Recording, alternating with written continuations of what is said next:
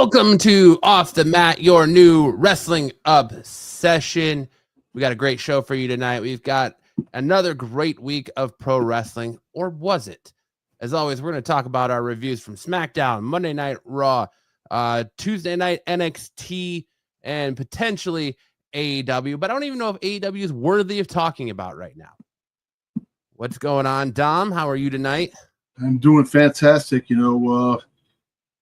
Monday night pisses me off because it came on at 4:00 and I was working. I got home, went to the gym. I got home and I caught the tail end of it and I had to rewatch the thing. But that sucks and then 8:00 comes, you sit there and you're like bored because you're so used to watching wrestling. But yeah, I don't know. To me, it was a lackluster show. I didn't. It had some good moments. There was a couple of good things, but other than that, man, it just really it didn't feel. John, it's starting to annoy me. John Cena and Cody. I think Monday Night Raw had a lot of underlying tones, yes, and a lot of threads pulled, and a lot of hints dropped that I think a lot of people are overlooking, and I think we're going to get into that tonight a little bit here on Off the Mat. I can't wait to talk about all that and so much more. But what do you say we kick off with a little bit of news tonight? Let's do it. Because, the greatest thing in wrestling right now is El Grande Americano. Gracias. Yes. Gracias. Can't wait to talk about El Grande Americano in our Raw recap section. But let's go ahead and jump right into the news this week, shall we? Let's do it.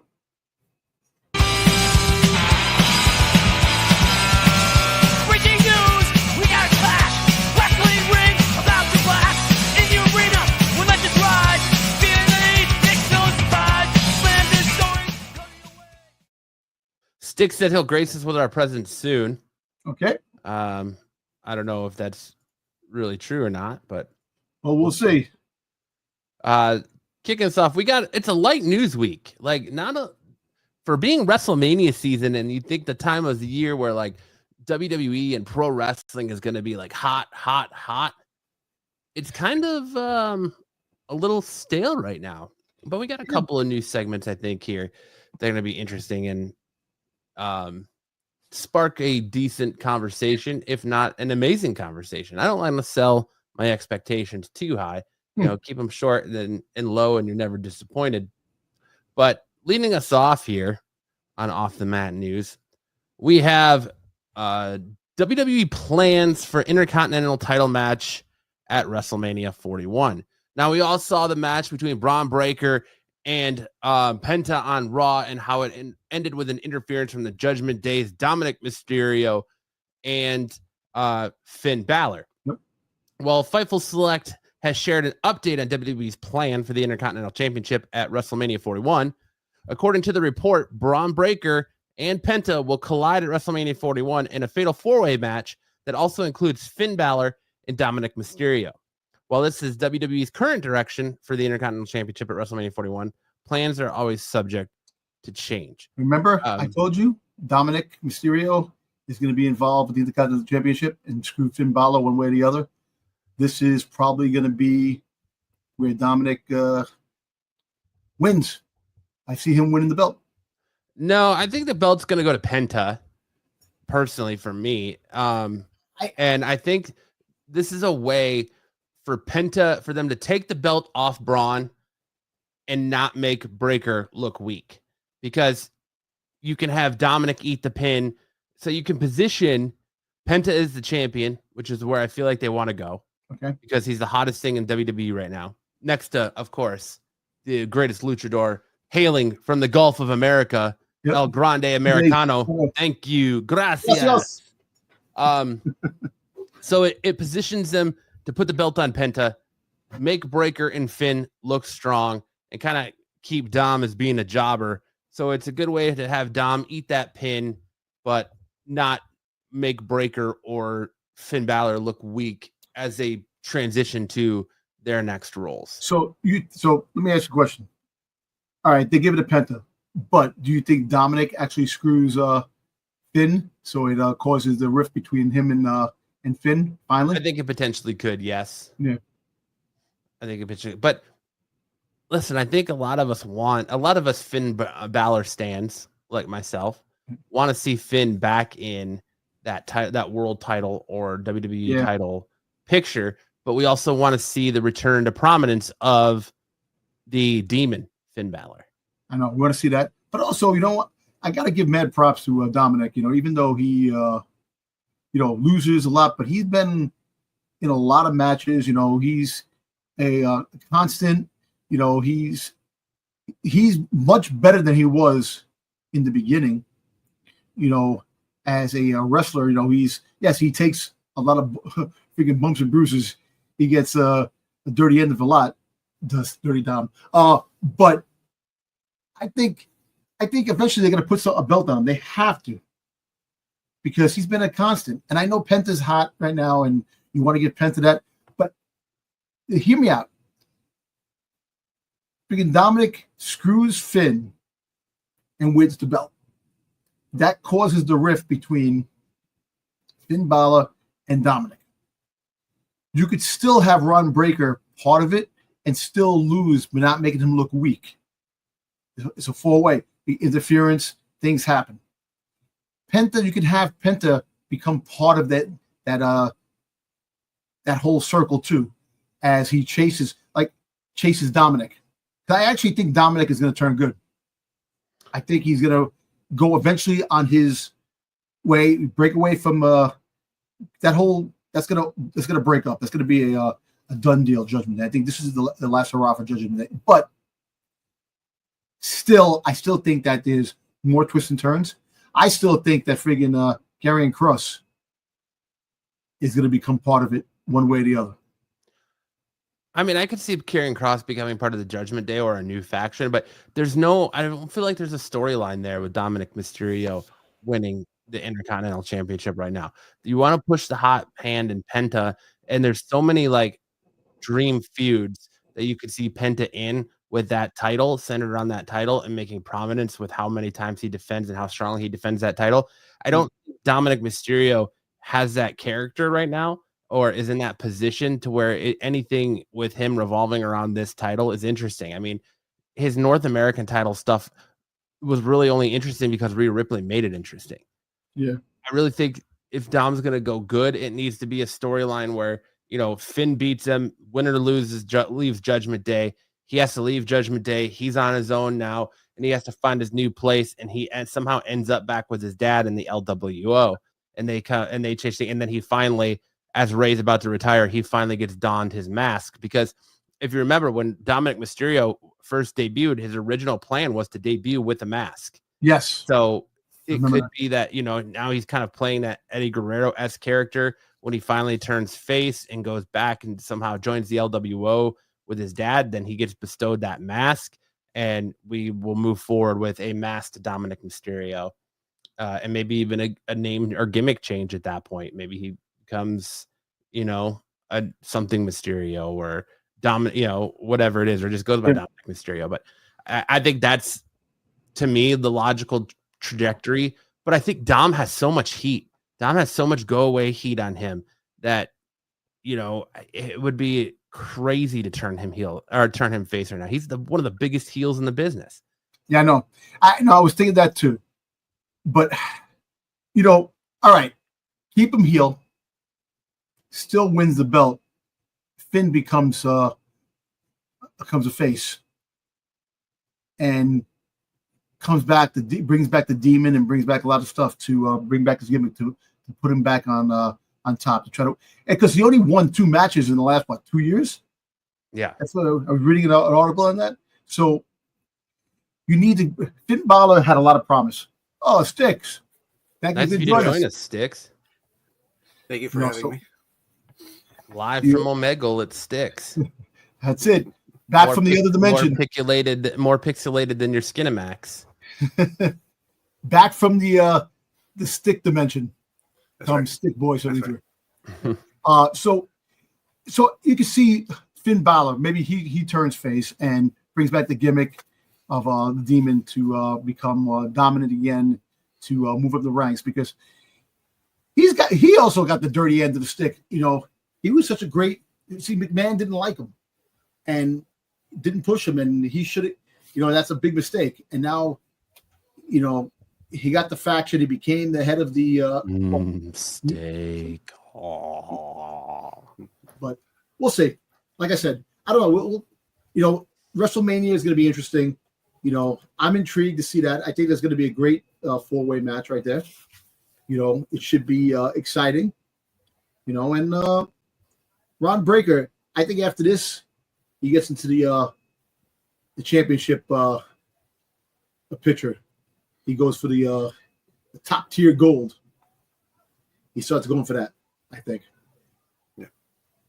What do you think sticks? We're talking about a potential 4-way match at WrestleMania: Braun Breaker versus Penta versus Dominic Mysterio versus Finn Balor.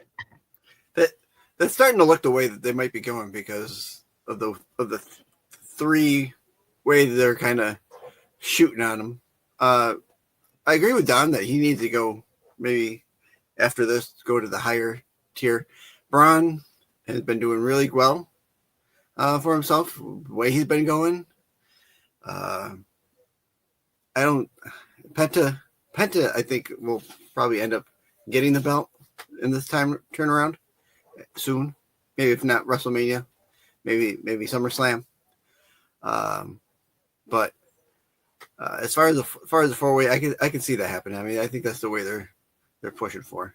Well, I was telling Dom, I think Penta wins it at Mania, and the 4-way is the best way to make it to where you put the belt on Penta, who's your hottest hand right now, and you have Dominic Mysterio eat the pin, so that way you continue to have Braun and Finn look strong and not tarnish whatever you're trying to build with them moving forward, so you keep their momentum and you still get the belt on Penta, and you just keep Dom doing what Dom's been doing and losing. Yeah, and that'll push Finn against him again because he loses the pin. Not either of them bringing the belt back to Judgment Day, and that'll cause another spike in their relationship. So yeah, either way. Yeah, I could see it leading to a loser leaves the Judgment Day match between Finn and. I think the Monday Night Raw after WrestleMania, we'll see something like that. We'll see either Finn get jumped, or there'll be a confrontation. There was when that happens on that Monday. Absolutely. Yeah. So, but up into our next story we have tonight, and our last news story for the night, Saraya announces her AEW exit and thanks Tony Khan. During a premiere episode of her new Rule Breakers podcast, Saraya announced that she has parted ways with All Elite Wrestling. The former AEW Women's World Champion noted that she's leaving the company on good terms. I'm here to tell you that me and AEW's relationship has come to an end. I had an amazing time there. There's no bad blood between us. I had such a magical time. Do you think this has something to do with her previous neck injury, or do you think there's a potential return to WWE for one more run for Saraya as Paige? Do you think she comes back as Saraya, or do you think she just goes on her book tour and eventually comes back to AEW for one more run before she hangs it up? I think she makes her way back to WWE. I think when she left, Vince was still in charge.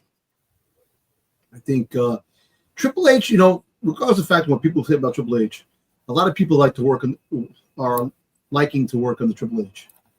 Triple H has a different set of rules. He gives you time off when you need it, this and that. You see, the time off situation is what AEW gave to a lot of wrestlers. And a lot of things, you need this, you're close, you don't have to work these days. Now WWE is starting to do that because Triple H is in charge. So I think the WWE is the pinnacle of wrestling. It's the top tier, and everybody wants to come back. No matter what people say, all roads lead back to the WWE.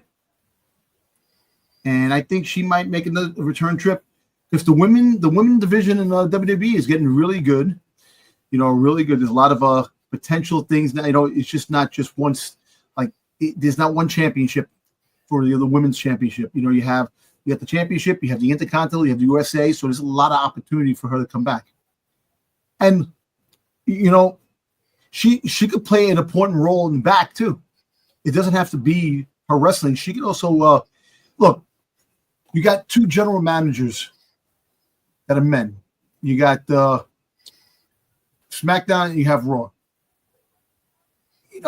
She could become the SmackDown GM like they had before, like they had the women before that. So she could play an important role to the young women, or go work in NXT to help those women over there in NXT to go even higher, strive higher. So I could see, she'll probably take some time off, and maybe towards SummerSlam or Survivor Series, we can probably see that she returns, if she decides to return.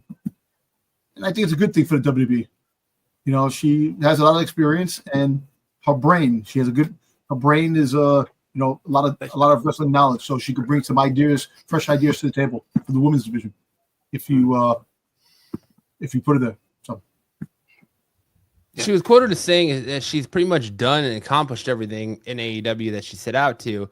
I mean, other than the TNT championship, there's not really any other belt, or is it TBS championship? One of those two. There's not really any other belt for the women in there. So she could go back to WWE and win the Women's Intercontinental Championship, win the United States Championship. And there's still opportunities, I feel like, for her to do in WWE.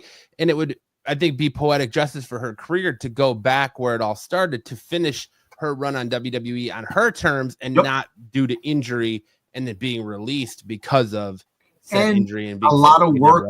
She don't have to work that hard. Like, she can work a couple of dates here and there, take time off because of the new rules. So I can see her coming back, one more run. Hey, look at TNA. They just let Gail Kim go. They released her. So speculation on that, and the Dom Sheets is that it was due to the partnership with WWE and creative differences. Yep. Yeah. So I don't know. There's a lot of different things, because like I said, WWE is working underneath the radar with TNA. So TNA is a lower tier under the WWE, and things are happening different. Maybe she goes to TNA. Maybe she does the TNA thing. The knockout champ. Maybe she'll go over there and do something over there. So there's a lot of opportunity for growth in other companies. So we'll see. Dick, what say you, my friend? So as far as she goes, when was the last time she wrestled? It's been a while. It's been a couple of years, right? It's been a while, good. yeah. Yeah, it's been a good couple of years. Been a couple of years. I don't want to throw shade on her, but I mean, it's been a couple of years. I kind of think her days of being in the ring are kind of over. Because of the neck injury, and probably a couple other things that have gone on in her life recently. I can see her doing like a general manager or some kind of behind the scene mentoring of the women's wrestlers, like you said, Dom. I can see her do that because, like you said, she does have a good head on her shoulders. She does know the business, and I think that would be a good. She would be a good teacher for someone coming in fresh and new who doesn't know. Yeah, that's my opinion. Yeah. I don't think it's been a couple of years since her last match. No, she fought a couple of months ago. She fought Jamie Hayter with her last opponent, but I felt like that was last year. That was like towards the end of last year, if I'm not mistaken. Yeah. Yeah. So she last wrestled like in November, October of 2024. Oh yeah. So September. And you know what? Like I said, she probably has some nagging injuries. Look, she recovered from a back injury that they said that she that she wasn't going to come back from. And she received a devastating kick to the head from Sasha Banks. Yeah. Right. Yep. Yeah. So give or take, she probably had to take some time off. The doctor probably advised her to just take some time off. Your career's not done. You just recover. Like all these like little nagging injuries that people have throughout the year. You have to take time off, take a couple of months off at a time. That's why I'm saying if she does come back to the WWE, you could see her either SummerSlam in August, or you can see her in Survivor Series, and that'll give her a lot of months to recover and come back. Yeah. You know, we'll see. Like I said, look, the door is wide open in WWE. They're taking as many clients as they possibly can, and like I said, someone like Paige, you know, she definitely has, like I said, a lot of wrestling knowledge, and she's good for the business. And like I said, if she doesn't wrestle, the GM situation, I guarantee, because like I said, there's gonna be some changes in the GM thing, and you know the draft is coming up again in April, which is kind of funny, which makes no sense. And they're gonna be switching sides. You know, I can see maybe the two GMs switch sides, friggin', you know, and then maybe something because what's his name from SmackDown wants to go. You know, he wants to go. I heard that he wants to go back wrestling again. He's able to wrestle again, but he's just taking his time. So, Nick Aldis. Nick Aldis. I think Nick Aldis wants to go back in the ring. So see what happens. Probably like I does. said, you know, like I said, the GM part for her, I actually think will be a good spot for her to be GM. I think those are all great points of view from all of us here on the panel.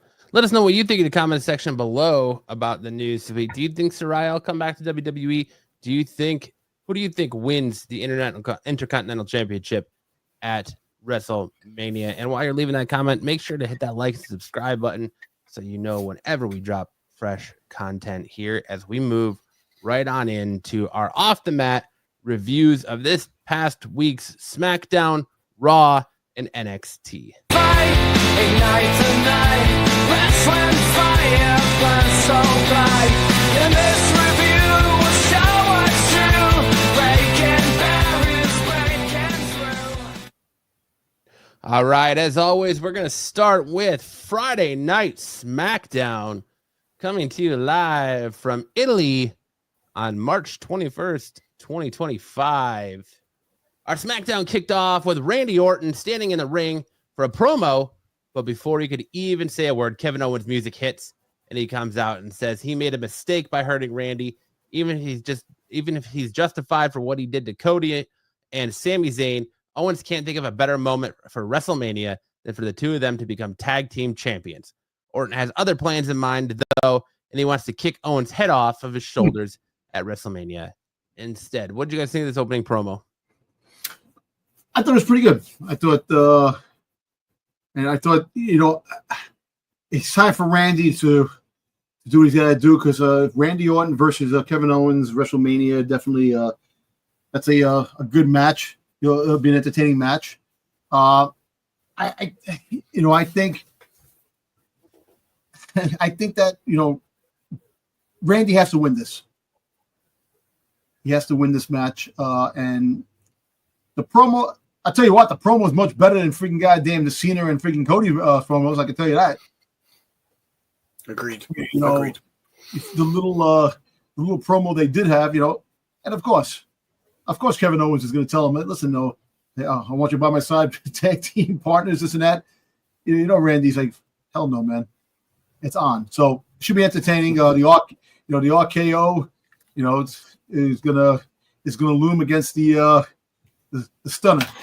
So we'll see. Yeah. And I agree that was a good promo.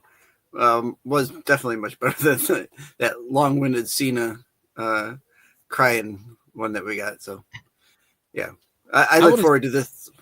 I look forward to this.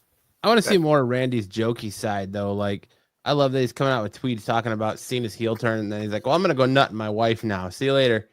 And so, you know, I want to see Randy's jokey side come a little bit more, because I feel like we've had a lot of serious Randy, but I still felt like it was definitely a good promo, and I agree with both of you. Definitely better than what we're getting out of John Cena right now, and that's a shame. We saw Damian Priest and Jimmy Uso defeat Drew McIntyre and Shinsuke Nakamura by pinfall, with Priest pinning Nakamura. McIntyre took out Priest after the bell. That was an okay match, solid match. I don't feel like it was anything spectacular.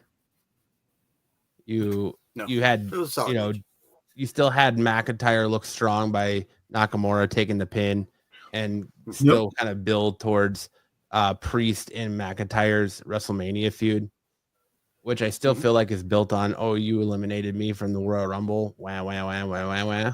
Yeah, kind of. Well, actually, more like him winning the belt at WrestleMania last year.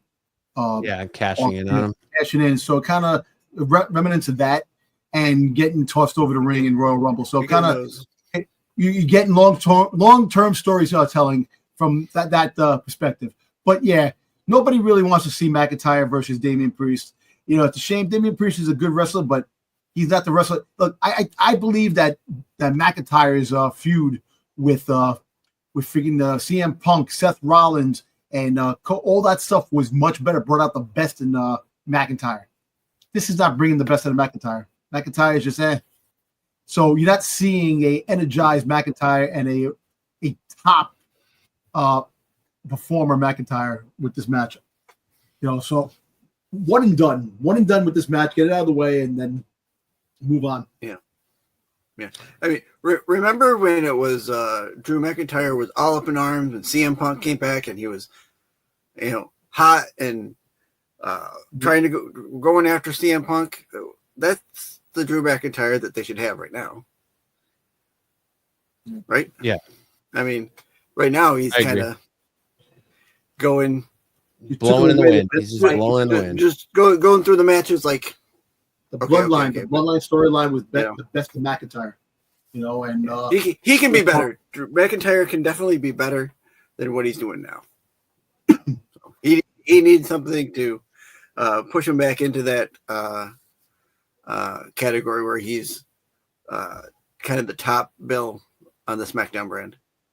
Yeah. Instead of being if I don't even want to use the word jobber, but he's kind of going, look, I'm doing in a doubles match with Shinsuke Nakamura. This week I'm going to fight X person, or you don't have a storyline going. I mean, Nakamura was one step above wrestling El Generico, local hero, pull out of the crowd, independent guy. Yeah. So, gracias. Hey, you leave El Grande Americano alone, right? Gracias. Whoever he may be. You leave large Americana alone. Backstage, LA Knight approaches Braun Strowman and told him that he wants to see him smack Jacob Fatu back to factory settings, and he'll have his back if Solo Sikoa and Tama Tonga try to interfere. Strowman then revealed that Nick Aldis promised the winner of the match a shot at the United States title, so he not only wants to beat Fatu, but he also is hoping to punch his ticket to WrestleMania by doing so. Tiffany Stratton and Charlotte Flair had a split screen interview promo segment. As per usual, they talked trash about one another, with Flair saying nobody compares to her, and Stratton's pointing out that she's the champion and here to take the Queen's throne. Yeah. They had some good points. It just, it felt like word salad going around. Tiffany, I was like, oh, you were praising me when I first came up, saying that I was better. Now you're doing this, blah, blah, blah. Look. Circumstances are different, Dan. I know. Tiffany Stratton has to win. She has to win. Because if they make her lose, which, they're talking about that, give it to Flair, that sucks. You got to make her strong. You got to make her win. She wins and continues the feud down the road. I hope they don't do that. I hope they don't make her lose and give it to Charlotte. Yeah. Charlotte, gotta keep stiffy time going, right? Stiffy time, big time. I think you'd have a keep riot. It raging. You definitely have a riot in the wrestling community. I think if Charlotte beats Tiffany at Mania for that title. Yeah, probably. I think so as well. But that is not. Oh, go ahead. I'm sorry. I just want to say that is the greatest sign that they have behind it. It's stiffy time. Every time you see. Yeah. Yeah. Then we got that match between Braun Strowman and Jacob Fatu, with Braun Strowman picking up the win by disqualification after interference from Solo Sikoa and Tama Tonga, as this just cost Fatu not only the win, but the title shot. Fatu wasn't exactly happy with the interference. LA Knight came out to make the save, and alongside Strowman, they overcame 3-on-2 numbers game. Kathy Kelly interviewed Liv Morgan and Raquel Rodriguez, who touted their title success. Damian Priest was lurking in the background, loading dock. After the commercial break, Fatu was throwing a fit backstage, angry over Sikoa costing him the match. Sikoa tries to say that he was only trying to help Fatu, and Fatu said it wasn't his business. So when he's taking care of his, Sikoa better watch out. And we got Piper Niven defeated Zelina Vega by pinfall. Yep, that was kind of a whatever match. Yeah, I feel bad for I feel bad for her because she's losing and she doesn't really get a lot of like she's the smallest girl in the locker room and she has the biggest heart, but she can't win the biggest matches for some reason. And it seems like her character's kind of stalled out and become stale since she's not part of the LWO anymore. Yeah. Liv Morgan defeated Jade Cargill by pinfall. Naomi attacked Jade to lead to the finish and left her laying after the bell by continuing to beat her down. I thought that was a good segment. I thought that was a good push for Naomi. It takes this feud to an extra level. I liked Naomi's heel outfit of her black on the black with the yellow caution tape. I loved it. I thought it was good. I thought it was a good positioning for this feud to take the next step. And I think it did a lot to continue the momentum in the heat of this feud that was kind of almost extinguished until the last couple of weeks. So I like the Cargill, her out, the way you look, her hair, she fixed her hair. Her hair was more pushed back, and she had a mullet. All I know is she looked like she was more cut, more ripped than ever. And Liv Morgan is the first woman to pin her. So Dom was all over that luscious redneck waterfall she had. Mullet City, baby. I don't know. All I know is she Mullet City population Domtober. There's your storm right there. Come on. I don't know. But that it actually makes Liv Morgan look a little stronger too by pinning her, becoming the first woman to pin Jade Cargill. Even though I know it's interference, but she still pinned Jade Cargill. And that was a pretty good match. I think the match was a pretty good match.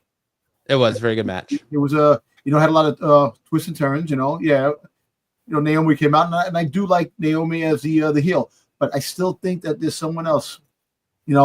Even though I think that they're separating Bianca Belair now from that whole situation, but she's been having words with Jade Cargill on Twitter. Jay said, "I don't trust her ass either. Yep. I was closer to Naomi, and now Bianca's pretty much just writing her off like, girl, whatever. I got more people. I got bigger fish to fry on Raw than I do to worry about your BS."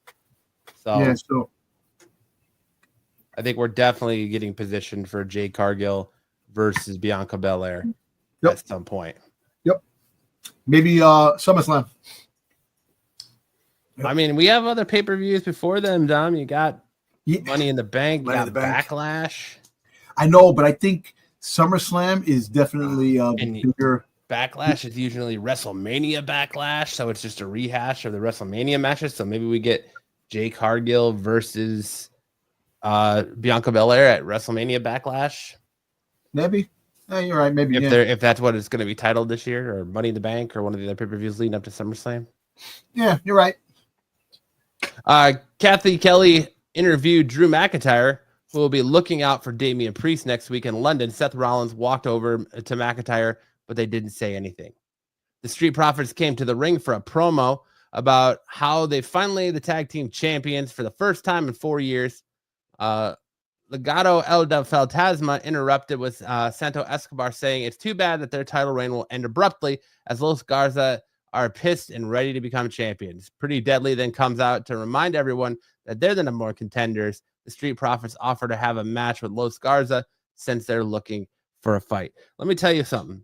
I know, Dom, that you like Will Ospreay, but I'm telling you, Montez Ford is doing it better than Will Ospreay. You know what? He is. No, I know. That dude, he's got those moves. He's athletic, man. He's great, man. I was thinking the same thing. I like Ospreay, but I think, yeah, like I said, Montez Ford is out here doing it so much better. Do you think? I'm sorry. Do you think he gets single push after this tag team championship run? I think within the next year or so he will. I don't think it's going to be like right after they lose the titles. I could definitely see them breaking up Angelo and Dawkins and having him go solo and definitely carry a United States championship. I think that's where he would go, is probably for that US championship. But I would love to see more of Montez Ford getting his shine, because he's a high flyer. He puts his body on the line. He puts it all in there for the business, and does it in and out every week. So go ahead, Sticks. I don't mind him getting. I don't see Dawkins getting a single run. I don't know how well he would do singly. I think him as a tag team, he's a good tag team partner.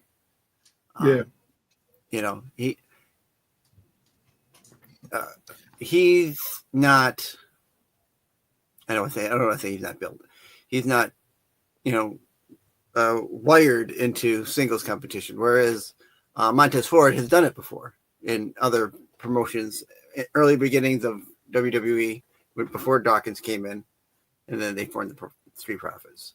I just don't think you get enough shine from Dawkins. Like, you don't get to see as much because he's kind of more the brute force in the team, where Ford is the high flyer, big spot guy. So I think if they kind of position Dawkins to be more like a brawler, like a Kevin Owens type, I think he would have a good sales push. Listen, Dawkins he does the jump to the outside once in a while. I'm not going to say he's not a high flyer, but he's a situational flyer. I don't want us to forget that he does do the outside. But if you're looking for someone to jump off the top of a cage or Titantron, he's not the guy. Shane McMahon, it's going to be Montez Ford that takes that spot. Yeah, it's going to be Ford that takes that spot, not Dawkins. But, right, absolutely. Yeah. The Street Profits defeated Los Garza by pinfall. After the commercial break, DIY had an offer where it was if they help Pretty Deadly win the tag team titles next week, they can in return give them the first title shot. Kit Wilson and Elton Prince rejected the offer. Motor City Machine Guns then welcomed Johnny Gargano and Tommaso Ciampa to the back of the line.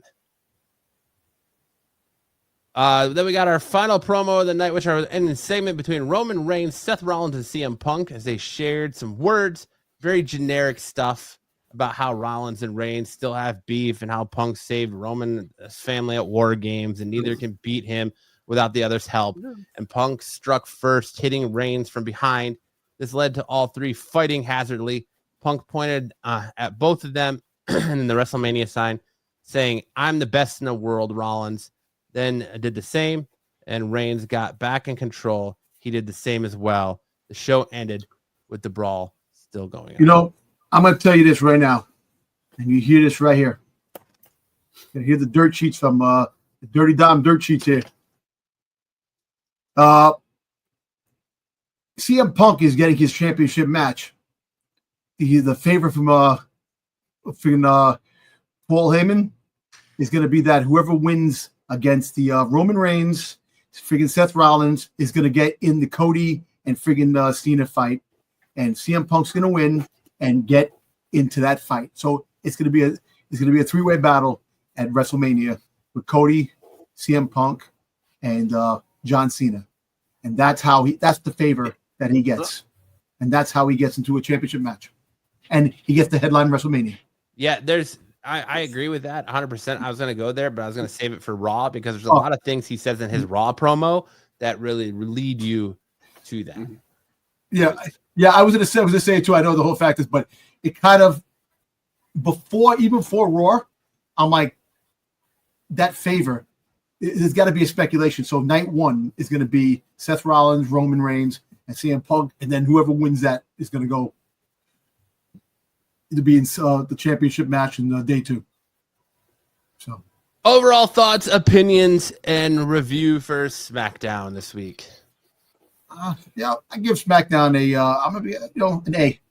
Yeah, and the reason why I give it an A, the end with the all-out brawl. They hate each other. They're fighting each other. I like that. I like that. Fight. That's what I want. I think it was good, and I think it kind of set up a couple of things too. The Braun Strowman. I think Braun Strowman should win the USA title. I think he should get an opportunity to win. A singles. Well, I know he had the tag team with the little kid that he won that time, but I think it's time for Braun Strowman to get that. I think LA Knight should go on to other things. As I'm saying, that's why I think LA Knight. LA Knight or Seth Rollins or freaking goddamn Ethan Page, the third member of freaking goddamn. Make him a tag, turn face, man. Turn heel, man. You want to see Louisiana Knight? You want to see Louisiana Knight drop the title? Yeah. Drop it. Dom can't be happy. He gets the title back last week or 2 weeks ago, and now he's already like, oh, I need him to drop it. He's got to drop it. He's got it for too long. He's got to drop it. I like heel. Dom likes that domino effect. He likes it. Pick it up, drop it. Pick it up, drop it. Give it to somebody You're an else. agent of chaos, aren't you, Dom? You just love chaos, huh? He likes to keep it rolling. He wants everyone to have a belt. If I was a wrestler, it'd be called the Chaos Clutch. The chaos clutch. Yeah. Yeah. Is that what you call the stranglehold you put on your wiener, the chaos clutch? Yeah, right. Go ahead, Sticks. All right. I'm gonna give this an A as well. The opening monologue and then the end brawl was kind of brought it up to an A for me. There are the couple things we'll go through when we get to Raw, but on what you guys talked about with the three-way match that I don't want to see it going the way that we see something in Raw going. So when we get to Raw, we'll talk about that. For me, I give it a high A+, low A-. Okay. I thought the opening promo was great. Yep. WWE is killing their storylines. They are throwing water now on the Tiffany Stratton Charlotte Flair beef. Like, why do we care about this match? Why does anybody care? Nobody wants to see Charlotte win another title. Why do we care about this? Is Tiffany really not in a place where they feel comfortable with her retaining over Charlotte, that they're going to just keep them apart and do split screen interviews, and what they're talking about is just babbling butt crap? I don't know what butt crap is, but butt crap. Babbling. They're just babbling about nothing. Like, this feud was white hot, and now it's like a slow simmer. If that. Yeah, it's an ember, if anything. It's an ember. And they need to really fan it to pick it up. You only got a couple weeks left till WrestleMania. Make us care about this feud. And then, of course, the ending with The Rock and Punk and Rollins was good. So that's why I say high B+, low A- for me. Moving on to Monday Night Raw. Oh boy, here we go. John Cena opens the show with a promo calling the fans terrible people who have to resort to profanity and saying that he knows more about the crowd than they know about themselves and that they know nothing about Cena. Now, let me point out, do you both feel that after the first round of fuck you Cenas, the censor team at WWE Netflix was just like, fuck it, it's out of control, we can't do anything anymore? Because they stopped trying to censor the crowd. They stopped trying to censor the F word. They were flying by them like they were playing goalie for the Rangers. It just, I know, zinging them in there, and the censors couldn't stop them. Yeah. Well, you see what they can do if they're smart. They have it on replay. They can freaking goddamn censor it on the replay. Live, forget about it. Live, just let it go because it makes no sense stopping it, going. What you do is the second time around, yes, you censor it out. and you can get into the censor it out the second go around because it's not live anymore. You have your team on it right off the bat. I think it's stupid censoring out the crowd because the crowd is there hearing the curses. There's kids in the crowd hearing the curses. So if you show it on TV, it doesn't make a difference if a kid hears it here, on TV because it's out there in public. Broader audience on TV or wider audience. So, I mean, it makes sense to bleep it. But again, to our point from weeks, it's premium content. You're paying for this service. They don't bleep anything else out. So why try to bleep this? I like the picture as like, we'll call him Big Tommy. Big Tommy, the censorer for Netflix and Raw, WWE, just fell asleep mid eating a ham sandwich at that censor button.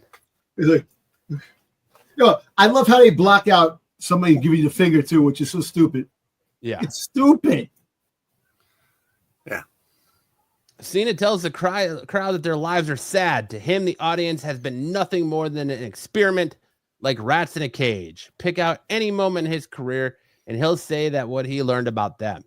They always want to matter. He mentions the spinner title as his greatest idea in April 2025 because he changed the championship to a toy to disrespect their legacy. Since the fans were vulnerable enough to tell him that meant the most to them or to him back then, he's going to ruin wrestling for everyone by winning a 17th world title, and he'll force everyone to forget the name Ric Flair so they can forever say John Cena instead. But even worse, he's going to retire with the title, and it'll force everyone else to create a brand new toy belt. He will be the last real champion in WWE. Cody Rhodes comes out next and says that in order to do any of that, he has to go through Rhodes. First, he offers Cena a shot right now, but Cena backs off, and Rhodes says Cena is going to walk away empty-handed, just like now at WrestleMania, and then he retires too. So let's break this promo down a little bit. Okay. There are underlying themes to what Dom said. He mentions exactly what CM Punk did to him in Chicago, beat him for the title, left the company. That's what his whole shtick is of, I'm going to beat you and I'm going to ruin it by retiring the champion and taking my ball and going home. That's a good nod to CM Punk right there, being into this match. Cody came out this week to the credit, and I've been hearing on a lot of other shows that WWE's listening to podcasts, WWE's listening to content, WWE's taking ideas that they're hearing out there. I like that they positioned Cody Rhodes a little bit stronger. We've got one more week of John Cena, and then we don't know if we're seeing him again until WrestleMania. Yep. This coming up Monday on Raw is our last John Cena appearance that we know of until WrestleMania. They have to do something to quickly ignite this feud to make it white hot. Cena coming out and whining and just pointing the finger at the crowd 2 weeks in a row. We get no altercation. We get no physicality. And as I went back and listened to his promo last week, I kind of thought about it. And Cody Rhodes told him last week, I sat back there and I gave you the benefit of the doubt. I wanted to hear what you had to say. And this week he's like, I gave you that, but now what you're saying pisses me off. Let's fight. And he rips his shirt, looking like Marco after a couple drinks at a Morton Steakhouse. 2 buttons down. That's not wrong. That's not wrong. 2 buttons, holding on for dear life on that shirt. Dead on. Matt, I have to give you a thumbs up on that one.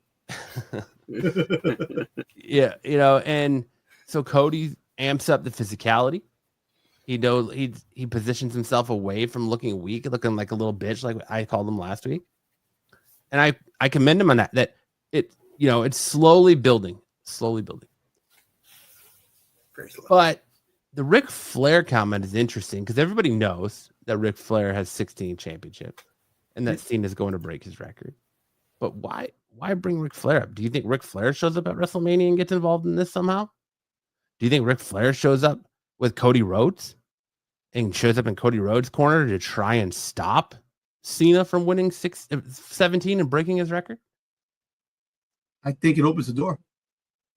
Because you don't mention somebody without having some kind of a backup, a plan to bring it up, because they've been going out on Twitter too. If you Flair has been going back and forth on Twitter about, I don't want to see him win my belt, win my break my record.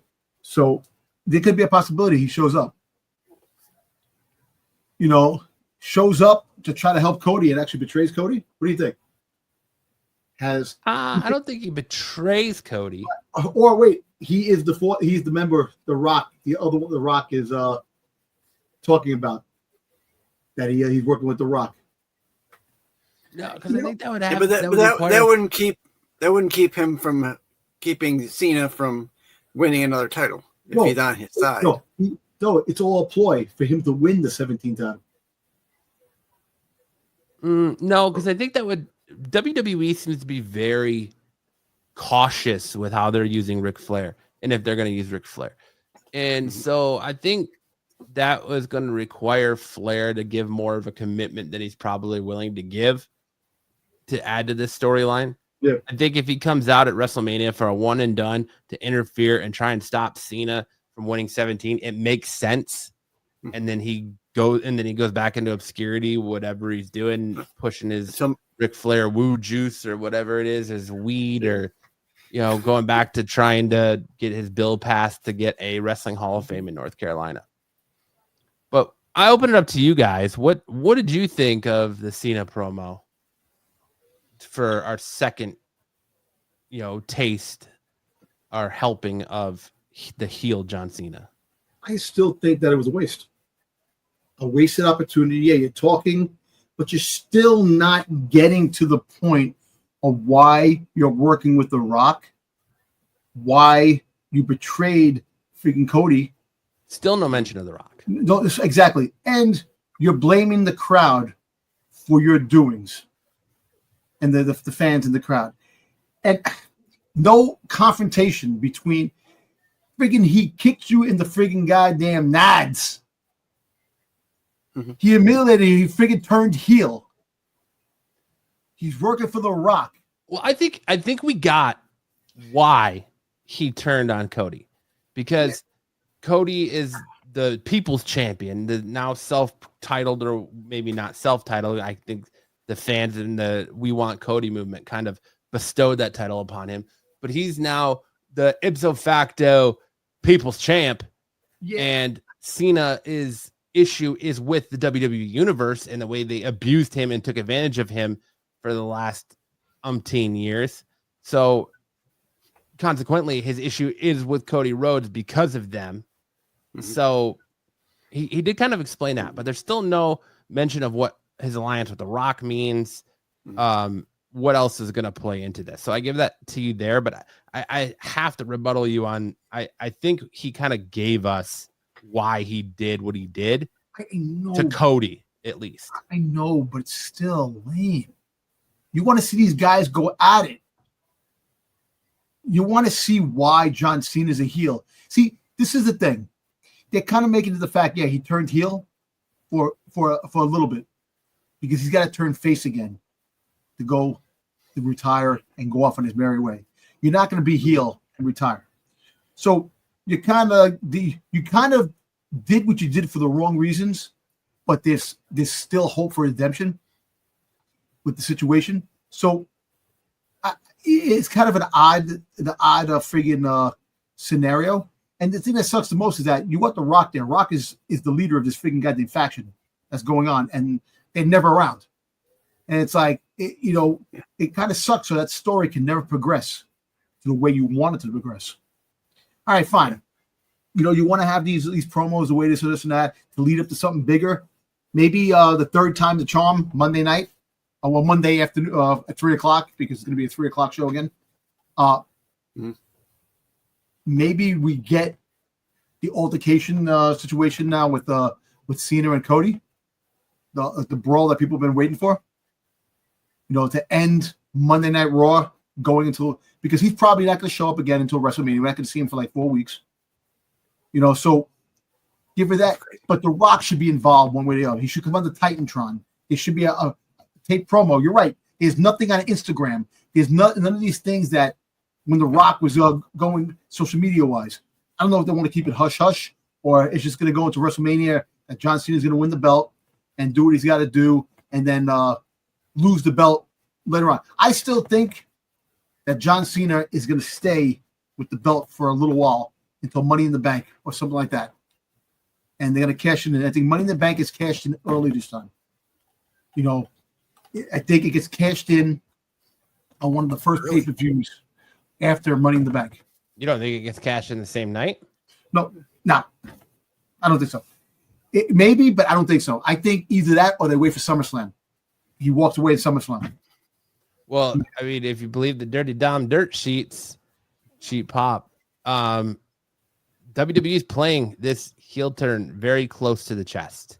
Yep. I think it's changing minute by minute, and they're keeping it very close to the chest, and they're trying to keep it as unpredictable as possible. Yeah. Sticks, Cena's promo, your thoughts? All right. I'll tell you what I liked about the promo. I liked the fact that he threw down on the kid last week and the making the memes. You know, I like that. Yeah, that, still going at him, still roasting still the poor little kid. Yeah, that kid needs to face Cena for the title if he gets it. Spend his life savings to deck out in John Cena gear only to get roasted. And did you see that? Now they've got pictures of him photoshopped in Jey Uso Yeet gear. Yep. Yeah. Because he's gonna be now. There you go. The promo is running flat for me. This from last week to this week. Cody's part was much better than it was last week. You know, with the trying to throw down with him this week at least, not just throwing the mic down and walking off. This time he was actually trying to goad him into a fight. Perfect. The problem is that they're not, and you both have said it, they're not progressing the story to why he is heel. Yes, we know, because of the fans, but why has he teamed up with The Rock? Why has he sided with The Rock at that point? I kind of think, my thinking is that I think they went too early with his heel turn. I think they should have waited till and have Cody beat him at Mania. Heel turn there. Get the Money in the Bank, and then go from there. Have him win have him with the title. But well, I think you're gonna get, though, doing it in Elimination Chamber, you get the full effect because you can get the slow burn to his actual heel turn where I pretty much guarantee we're gonna get new music, new shirts, all that at Mania. And then you can kind of you can go full story with it and have it come back around to him being face again and running away. But go ahead. Sorry, I didn't mean to interrupt you. No, you're fine. Here's the only reason why I kind of think that is because right now, he's gone heel. But they don't. It doesn't seem like they have something set up for the why and the moving forward. They don't have anything set up with it. It seems like they kind of threw it together in January. Even though they say, it's, we've had this all along. I call BS on that. Get it, so I just think it's kind of thrown together, moved in too quickly. I think they could have been a little bit more of a draw out for it and then have something set up where you have it, where they're talking more Rock, more what's going on with that faction, or if you want to call it a faction, because they don't really show up at any time. But I didn't like the promo. I did not like his promo. Yeah, I felt like it's repetitive the last 2 weeks, and he's just bitching and whining about the fans, and there needs to be some lighter fluid added to this fire, because right now it's going nowhere. And speaking of fire that's going nowhere, the Usos Jey Uso joined his brother Jimmy Uso. Defeated A-Town Down Under, Grayson Waller and Austin Theory by pinfall. I know we all wanted Joe Hendry, but I don't know why none of us saw Big Jim coming out to be Jay's partner. Because they have to get the fact that Gunther is going to fight him and beat him bad and come out, and that's going to make Jimmy. Oh yeah, they pretty much already gave that away the minute that they had that backstage confrontation and Big Jim slapped the shit out of Gunther. Oh yeah, he's back to big time. Dun, dun, dun, dun, dun. Ever seen that meme where they? Yeah. Jay tripped before doing a spear and was getting the worst of the fight until Jimmy brought in a steel chair as an equalizer and the ring general retreated. Backstage at Judgment Day, Sans Finn Balor talks about their disappointment of the Balor losing last week. Liv Morgan told Dominic Mysterio that he's instincts about bringing someone into the new group were always right, just like when he brought her in. A video package aired that hypes up the history of El Grande Americano. And then LWO is talking to Adam Pearce backstage about how ridiculous this is because it's clearly Chad Gable. Gable walks over and claims he's not him, but that he's sick and has a doctor's note to prove it. Gable suggests that since he can't be wrestling tonight, Dragon Lee should face El Grande Americano instead. Who would have thought how ridiculous this all started with Chad Gable going out to learn the dark arts of lucha libre, and now they're playing the audience like pretending like we're fools because we all clearly know that El Grande Americano is Chad Gable. Are you Hulk Hogan? Right. And so no, brother. But ever since he donned this luchador mess, he's become one of the most interesting things on Raw. You know what's His funny? shtick and gimmick is more interesting than Gunther and Jey Uso.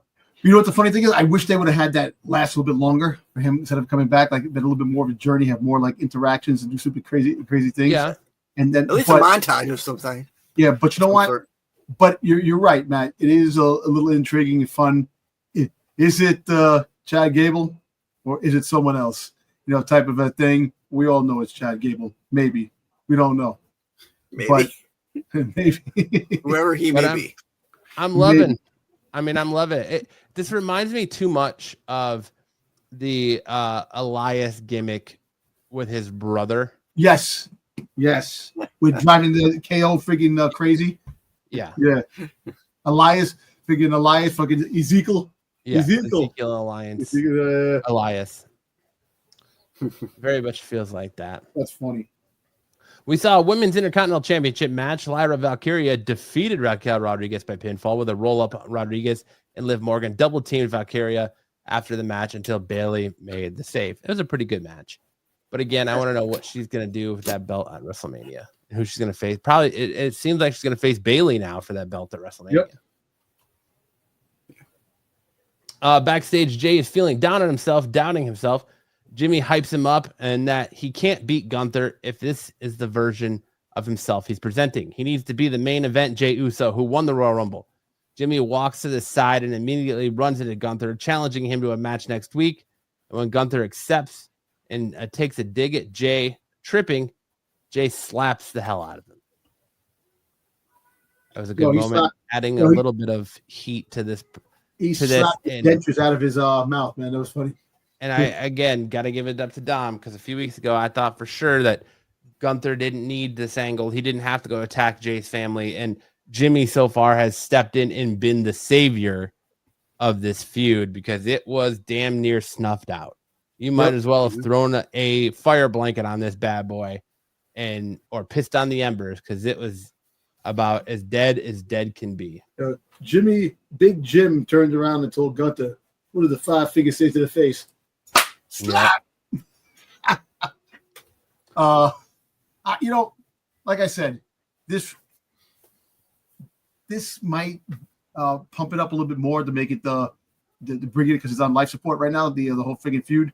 Like I said, after this, Rikishi has to be involved to really make it a little bit because it's losing steam. But we all know that Gunther is going to lose the belt. Jimmy's going to win. But how long are they going to hold the belt for? You mean Jay? Jay's going to win. How long is he going to hold the belt for? That's the whole thing. We don't know. Like the Money in the Bank come up. It's just it sucks because it had a lot of promising factors to it. He surprised everybody by winning the Rumble. He electrified everybody coming out. With the gimmick Yeet, and lost 3 times to Gunther, and now having going after him again for the belt and wrestled the biggest stage of all. And I don't understand why it fizzled out this whole storyline, because there's only so much you can do. You have to look. You have to make Gunther unbeatable, and you have Goliath. Samson beating Goliath. Type of scenario. You have to have something that he like. If they would have had Joe Hendry come out, Joe Hendry would have been the perfect thing to fight. He could have fought Joe Hendry the week after, beat him, and say he's beating champions. How am I going to beat this guy? And I don't know. It's boring. The boring aspect. The storyline sucks. I can tell you that. Sticks, any comments? No. I don't like the fact of making Jay like this, sitting on the corner like an after school special. He's sitting there crying. And Jimmy has to come and console him. Yeah, Jimmy's gonna step up. He's the big brother. I'm fine with that. That he slapped the taste right out of his mouth, and we'll see him next week. I'm fine with that. But I think the whole thing, this better be the last one with these guys. Because if he loses and tries to win Money in the Bank, put him in Money in the Bank and push him again for a 4th time or a 5th time, no thank you. Yeah, I agree. Adam Pearce goes to the ring and explains that the contract situation with the women's world title retaining that Rhea Ripley is not in the match. Sorry, it's reiterating. I can't read my own writing. Reiterating that Rhea Ripley is not in the match. Io Sky comes out, followed by Bianca Belair, followed by Rhea Ripley. Pearce eventually breaks through their arguing to announce that next week Rhea Ripley faces Sky for the title, and the winner faces Belair at WrestleMania. The EST of WWE ends up standing tall with the belt after all 3 women fought again. I'm calling right now. Rhea's beating Io on Monday for that title. And it's going to be that Bianca Belair interferes and costs Io that title to Rhea getting in it. And Adam Pearce is going to have no choice but to make it a triple threat. And I still think Io loses at Mania. Again, well. Look, if she loses at Mania, she's going to lose because her compadres are going to do it. Lose it for her. Dakota. I think you got to bring them into the storyline. You need Io to go on our own. And like I said, I don't know. Is Asuka coming back anytime soon? Is what's her name? What's the other girl again? I keep forgetting. Harry Saint. Is she coming back soon? So you need some rivalries for Io to fight, for people to fight. So I think that the whole damage control shit is done, and you move forward. But if Rhea wins the belt, you have Bianca Belair fight, and then I think that's where you get freaking Jake Hargo coming in. He's gonna find out that Bianca was the mastermind. Because right now, what she's saying on Twitter, going back and forth about things that she can't, that she has no time for this stuff, going back and forth, that's heel talk. So we'll see. I like Io Sky. I like, it's but just. She's getting overshadowed, and she's the champion, and she's being overshadowed by Rhea and Liv. I know. And that's disrespectful. That's annoying to the fact that she's a champion, but we'll see what happens. Me personally, I don't think I can see Io keeping the belt, going to WrestleMania, keeping the belt there, and Bianca Belair and Rhea become fighting each other, and then Jade Cargill comes in the midst, and that's where you get Jade Cargill versus Rhea Ripley, because people want to see that. That all becomes a big thing, and we'll get that for SummerSlam. I don't care. I think SummerSlam is going to be a WrestleMania type of thing. You need to have it's got to be a big card. It's 2 nights. Card. Exactly. So you're going to have that Bianca Belair friggin' this is what I think is going to happen. Everything comes to a boil of WrestleMania. Bianca Belair, has the feud with Jade Cargill down the road. I think Naomi comes into the fact that she gets involved, and eventually becomes Naomi versus Bianca Belair, and then Jade Cargill winds up fighting Rhea Ripley. And like I said, I think Io winds up the group implodes, and he fights those girls. And you're gonna have to change things around, because I don't see the Rhea Ripley Bianca Belair thing going further than what it's going, because eventually Jade Cargill has to interfere one way or the other. And I think she does interfere in WrestleMania. That's why Bianca Belair does not win the belt, because Jade Cargill is going to interfere with that. Yeah. Sticks, any thoughts? I really wasn't too happy with this week's positioning of this match.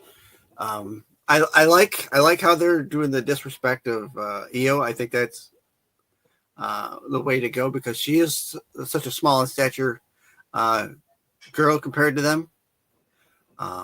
She'll still kick your ass, Sticks. I'll let her. So would I. I'll let her.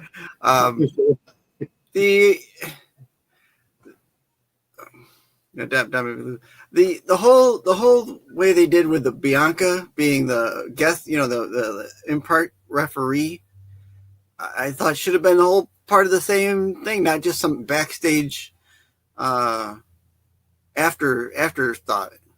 That should have taken place out in the ring with what was going on, not in the back. And I mentioned this earlier, that I don't want this to happen the same way with the Rollins, McIntyre, or Punk thing. Yeah, I don't want that to be the same way, where they do the kind of the same thing. You two are going to fight. You're going to be the guest referee. I don't want it to be a mirror of this, because I don't like this. I don't like that they have that. I think if anything's going to happen, Io Sky is going to retain, either because of Bianca or because of some other reason. And then still face, because I think Bianca would rather face Io than Rhea Ripley any day. I think her mindset should be, I have more chance of beating Io than I do beating Ripley. And that should be where the push goes in that direction, as far as Bianca is concerned. So that's where I am on that one. Good insight, Sticks. And backstage, Penta is approached by Dominic Mysterio, who offers him a spot in the Judgment Day and wants him to think about it. The New Day then demands a tag team title match for WrestleMania. Pierce is fired up and basically tells him to earn it. Then Belair comes over to complain, and Pierce told her she'll have a special guest referee for the women's world title match next week. She's not happy about that, but she says that she has a week to figure it out, because she complains about not knowing how to be a referee. Then we got to see the greatest luchador ever, hailing from the Gulf of America, El Grande Americano, in action against Dragon Lee, and beat Dragon Lee by submission after he unmasked Dragon Lee, giving Gable the chance to put him in the ankle lock for the win. I mean, sorry, not Chad Gable. Excuse me, El Grande Americano. That's right, Matt. Right. Correct. As long as you correct yourself. I actually, that's funny, and not for anything. He looks like he's been training, working out, otherwise too, like dieting, because you can see he's he looks shredded. Exactly, man. Like, wow, man. He looks more conditioned now than he did when he fought Penta for the first time. You know what I'm saying? That couple of weeks that he he took off to do some stuff. You know what? He maybe wanted a fast diet or something like that. He wanted something to do something. He was fasting, and he kind of Did you say he was taking the slim? Did you say he was taking the slim fast diet? No, fasting. Oh, fasting. Okay. Yeah, so like I said, because he looks shredded, man. And like that, man. Like I respect that when you when you are in your sport, you should look good in the ring, and be an athletic. So yeah, he's been doing it for a while, So kind of he deserves a championship, a belt, like a Intercontinental Championship or U.S. Championship. He deserves something like that, But we'll see. But I like the gimmick. I like what's going on, and it's gonna be a fun ride. He'll bring some comedic aspects to the luchador, freaking division. Yeah, I like what he's doing as well. I think this is gonna kind of be a good push when they try and bring in Ray Fenix. I think that's gonna kind of be part of this storyline going forward with the luchador. With them now owning the luchador company there. Lucha Underground. Lucha Underground. I think that's where all this is kind of come to kind of build up a fervor for that Lucha Underground, to bring it to a mainstream viewing somewhere on like USA or I don't think it would be on Netflix. Apple TV. Apple TV or Amazon. More wrestling on Tubi. How about Weed TV? Yeah. They just added NXT on Tubi now, so yeah. So that's their whole wrestling catalog has increased since they started showing Evolve. So I happened to be looking through their catalog last night, and they added a lot of older wrestling promotions that aren't really on like YouTube or anything like that. So check it out if you like old wrestling and indie promotions too. So it's not like all WWE or WCW stuff. CM Punk cut a promo about how he brought both Roman Reigns and Seth Rollins into the business, which he did because he started the Shield faction, and can't wait to take them out of it. They have a contract signing on SmackDown, and he wants to see if the triple threat match is going to bring him any closer to what he wants, or if another rug pull for him by the powers that be.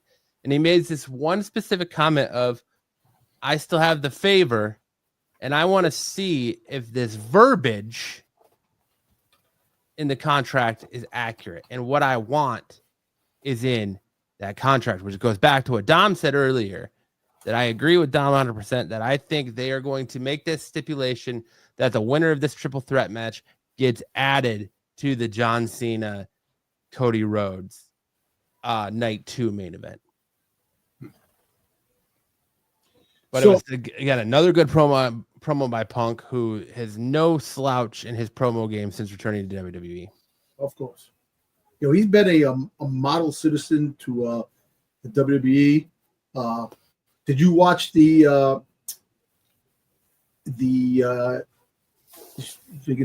Stephanie's Places? Yes, the Stephanie thing with. I have not watched it yet. Yes, I watched some clips of it, and they talked about when he came back to Survivor Series, and the talking terms between him and Triple H were non-existent, and for them to come up and to come back, like hell froze over. That still gives me like, wow, he actually came back when people were always doubting it, that he's never going to come back. Yeah, WWE, this and that, blah, blah, blah, blah. But yeah, look, this is the way I see this whole story going. CM Punk is going to win because Seth Rollins and Roman Reigns hate each other. And that's where Paul Heyman comes in and betrays Roman Reigns, and Seth Rollins becomes his new protege. That makes a lot of sense right there. That he actually takes Seth Rollins underneath his wing and becomes Seth Rollins' wise man. And that keeps the feud going with Roman Reigns and Seth Rollins, and it moves forward. It moves into a different direction. And CM Punk goes to WrestleMania, the main event WrestleMania, like he never did before. He finally gets his main event time. So, I think something would have to happen for Heyman to take Seth under his wing. I think the writing's on the wall. Heyman is going to betray Roman. He is betraying Roman. Mm-hmm. Remember, when Roman Reigns disappeared after losing, Cody Rhodes, Paul Heyman got thrown to a table. Cody Rhodes. Got thrown to a table. Cody Rhodes. Was held hostage for Solo for so damn long. Mm-hmm. And he called Roman Reigns, no answer, to come back and still be Roman Reigns' wise man. Mm-hmm. After that, there's something big brewing. WrestleMania, you're going to see the betrayal. Cody Rhodes. Betrayals, a lot of big, intriguing stuff for WrestleMania. Logan Paul had a quick insert about how he's calling out AJ Styles next week on Monday Night Raw. From his hot tub. Then we got into our men's Intercontinental Championship match. Braun Breaker defeating Penta via disqualification after Dominic Mysterio's interferes. Mysterio, Finn Balor, and Carlito offer Penta an opportunity to join their attack. Penta decides to fight with Breaker instead, so the Judgment Day took them both out to end the show. Thoughts, opinions, and takes on Monday Night Raw for March 24th. I give it an A. Really?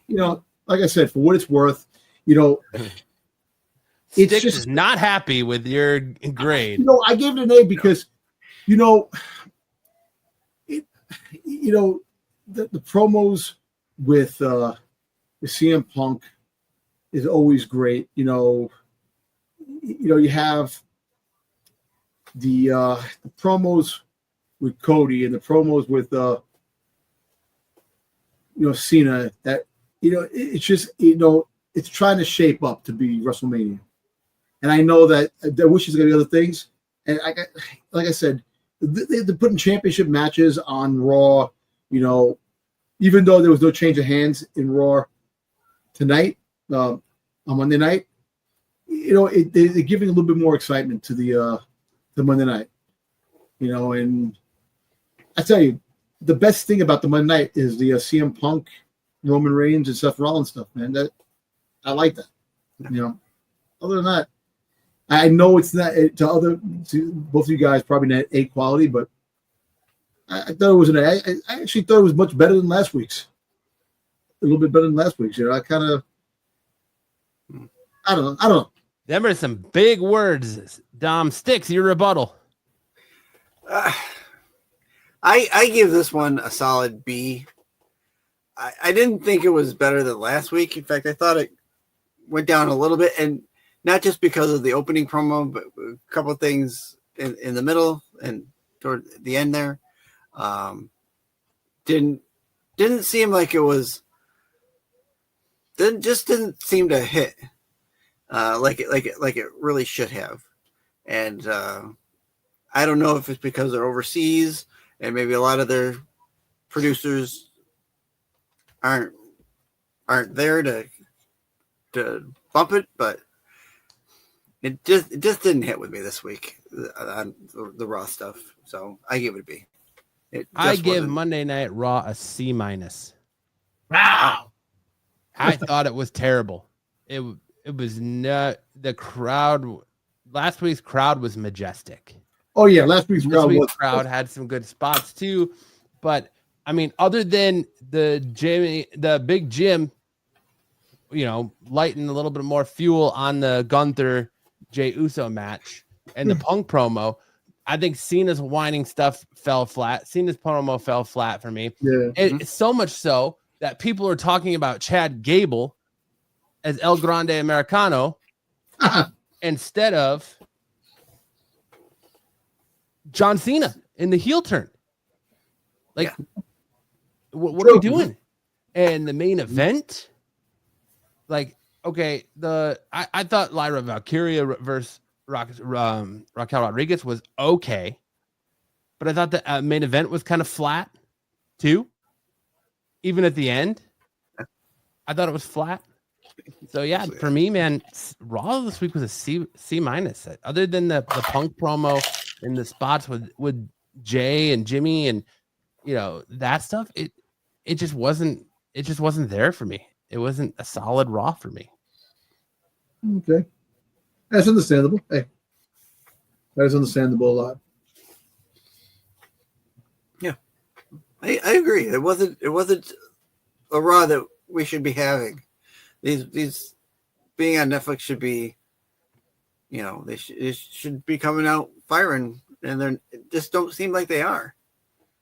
Especially being overseas, these overseas crowd, you're putting a lot of money into being overseas. Yeah, you gotta step up your game, guys. This isn't the game you need to be bringing. So, especially when the crowd is making the show. If this Raw was a US based show, I think it's a D. It's a completely flat for me. I agree, man. We are on the road to WrestleMania. We are like 3 weeks from WrestleMania. Step it up. I understand slow burn, long-term store booking. The slow burn is. But there's a difference between a slow burn and a slog, and I feel like this is just slugging along at a snail's pace.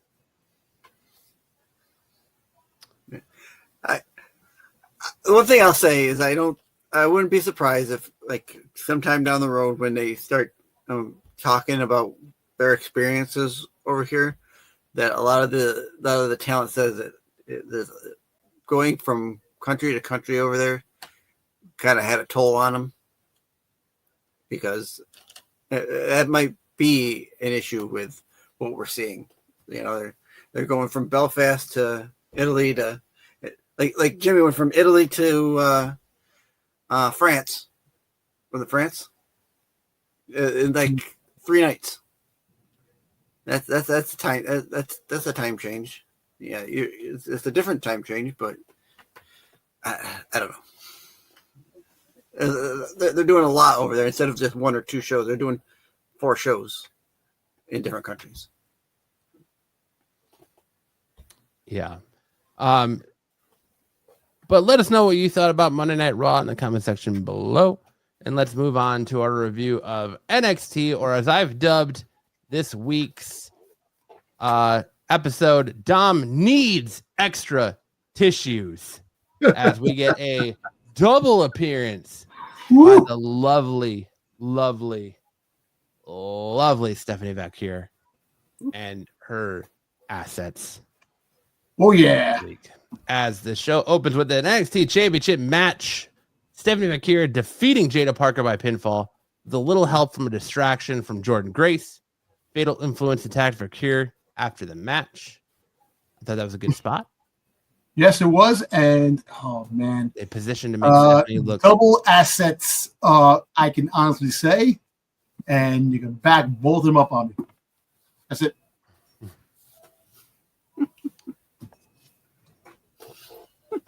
Then we got in a locker room, Javon Evans once again tried to get Trick Williams on his side regarding the Dark State. And Williams once again talked about the differences between Evans having potential and Trick being a former champion who is focused on getting that title back. It's been the same basic promo for like 3 weeks. Yep.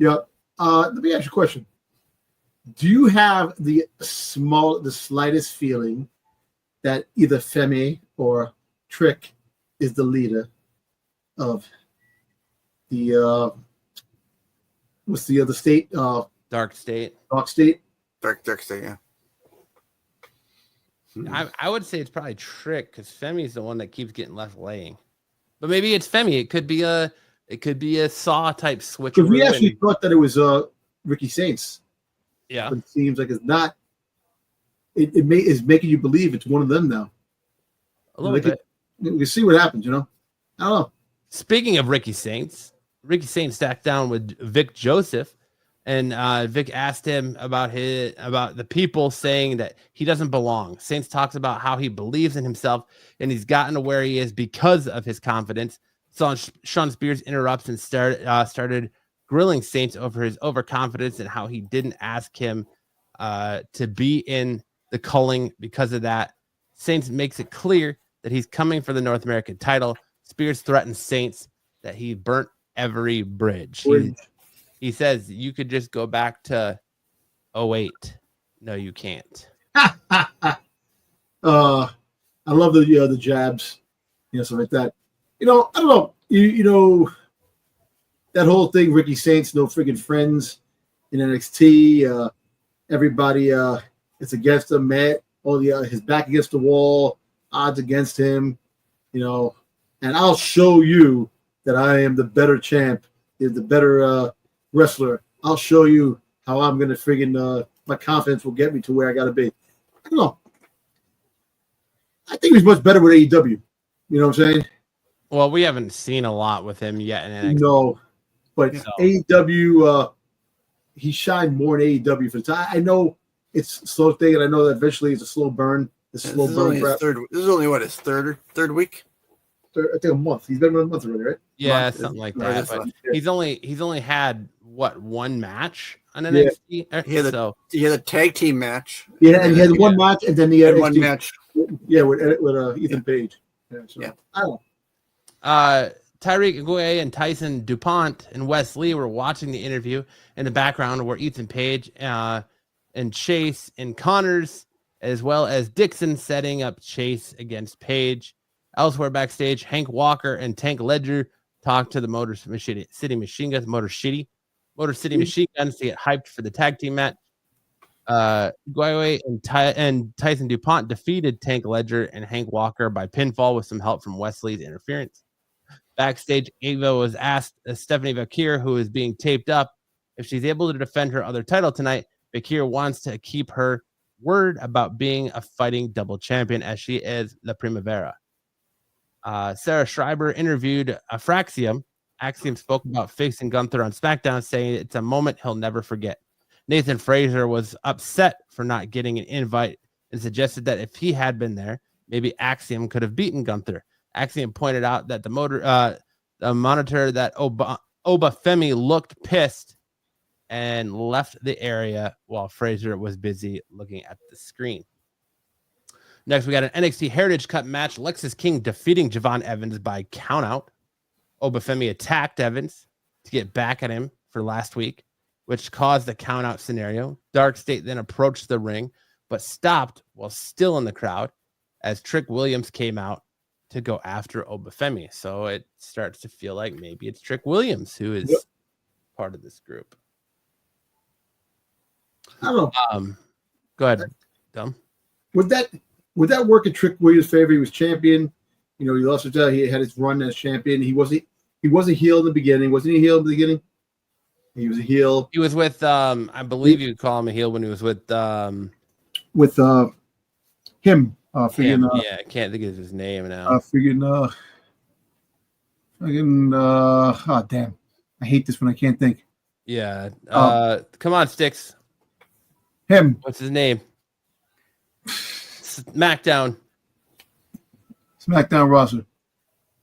Well, anyway, okay. He was a heel. He was a champ. He became a face. He won this and that. Blah blah blah. And now they go back with a faction that could be. I not remember his name. I can't remember his name too. It's like freaking Raquel Rodriguez last week. We couldn't freaking think of her name. Freaking. I can't remember his name, but go ahead. I'm finished what you're saying. I'm just saying the fact is that I don't know, to give him a faction now, to be a leader of a faction, because they were talking about Trick coming up. Mello. Mello. Carmelo Hayes. Yeah, Mello Hayes. Freaking goddamn. Oh my god. Yo, dude, freaking brain dead. Yeah, my brain was like dirt. Mm-hmm. Do. Cue Windows shutting down tune right there. Roster in SmackDown. So I think he's coming up. He's because they're gonna have in April. They're gonna have the damn the draft again in April. So me personally, that draft shit I wouldn't do the drafting. Just have people on the show, and they can interact with other people, this and that. You don't have to be dedicated to SmackDown. You can freaking go to fight. It gives you more opportunity for people who aren't fighting. No. Speaking of people who haven't fought in a long time, Tatum Paxley and Gigi Dolan, my girl Gigi, defeated the Meta Girls, Jakara Jackson and Lash Legend by pinfall. Yep. Then when at the restaurant, Tony D'Angelo was informed by two random dudes that the streets are talking a lot. Sounds like Dom. The rest of the family walked into the room, and he talks about how they need to sort out what Dark State is all about. Strangely, Tony asked Stax if he's good and talks about how he can always trust him, with Stax reassuring him, but D'Angelo looks concerned. Damn, the streets are talking. That's my freaking thing for my Instagram. The streets are talking. What do they say? You know what I'm saying? Come on, man. Stop using my shit. The streets is talking, and they're saying Uh, it ain't Content it, Tony. thieves, Dom. Content It ain't thieves. it. Yeah. I know. Alex Shelley and Chris Sabin give Hank and Tank a pep talk about how it's short-term pain for a long-term gain and how it takes a long time to get to their level, so they shouldn't give up. We saw Ethan Page defeat Andre Chase by pinfall. Ricky Saints was ringside for the match and got jumped by the calling after the bell. Then we got the women's NXT North America Championship match. Stephanie Valkyrie defeating Fallon Henley by pinfall. Jordan Grace helped Valkyrie fight off Fatal Influence after the match, and Jada Parker also went on the attack, but not being able to get one over on Grace.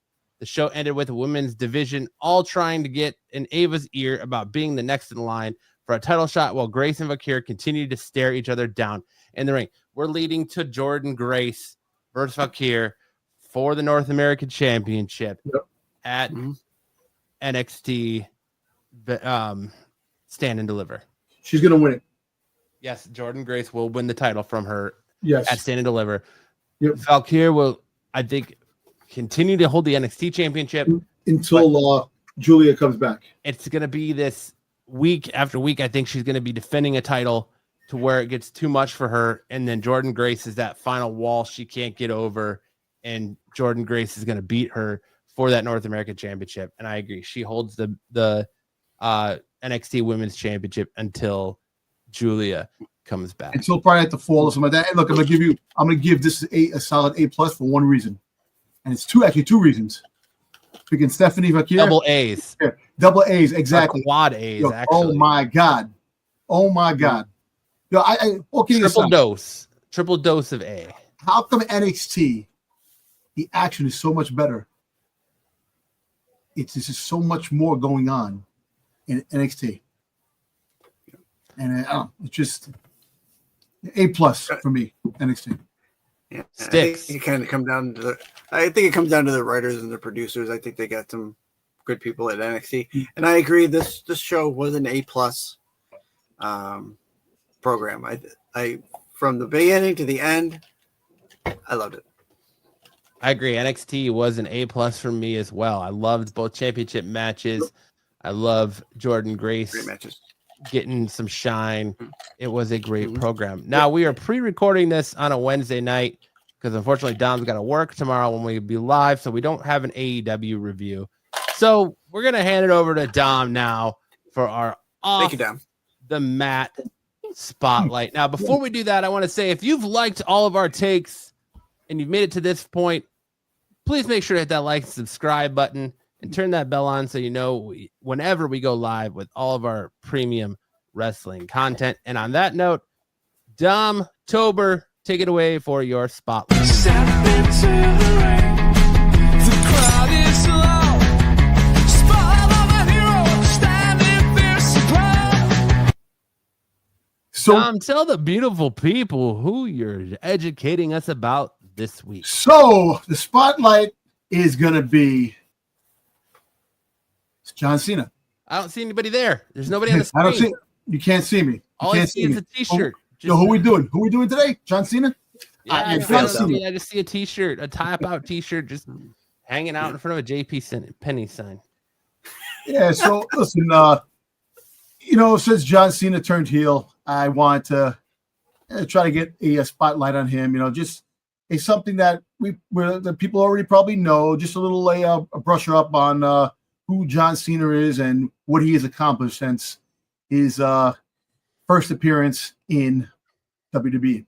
Oh, he's got a first appearance in WWE. What issue is that? Ruthless Aggression? Ruthless Aggression. Yep, the Ruthless Aggression era when he smacked Kurt Angle. Yep, so let's start.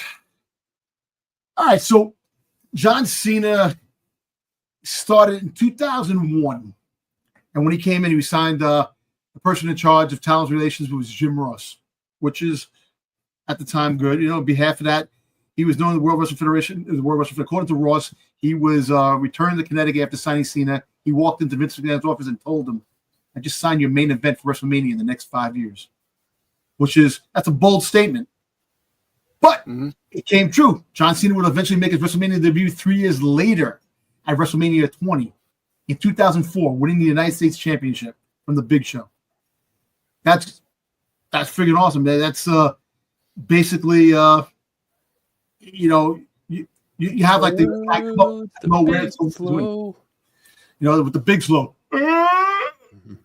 It's a big bad slow tonight. So he won the Big Show, and at WrestleMania 21 the following year he won the WWE Championship from John Bradshaw Layfield.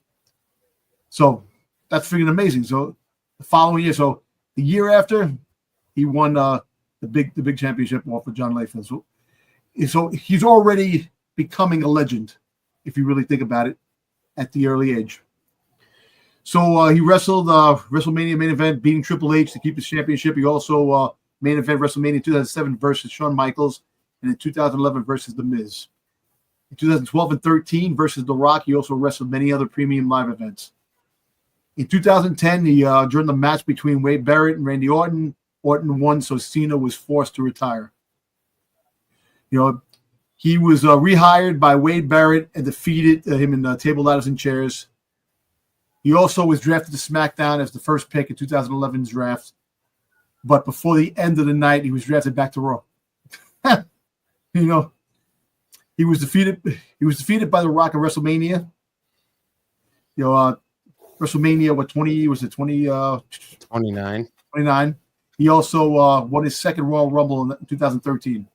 Thus, another match, WrestleMania 29 against The Rock. Well, that was 28. 28, so 29 now. And he won the match and became champion of The Rock. So that was his claim to fame up to that point. And these are his championship accolades that he has that he's won throughout his entire career. Best feud decade against Edge, match of the year against Shawn Michaels. He was the Wrestler of the Year in 2007, 2010, and the Feud of the Year 2010 versus Nexus. Which actually, that when he fought Nexus, that was actually pretty cool. That whole Nexus thing. He the Ohio Valley Wrestling, he won the OVW Heavyweight Championship and the OV Sudden Tag Team Championship with Rico Constantino.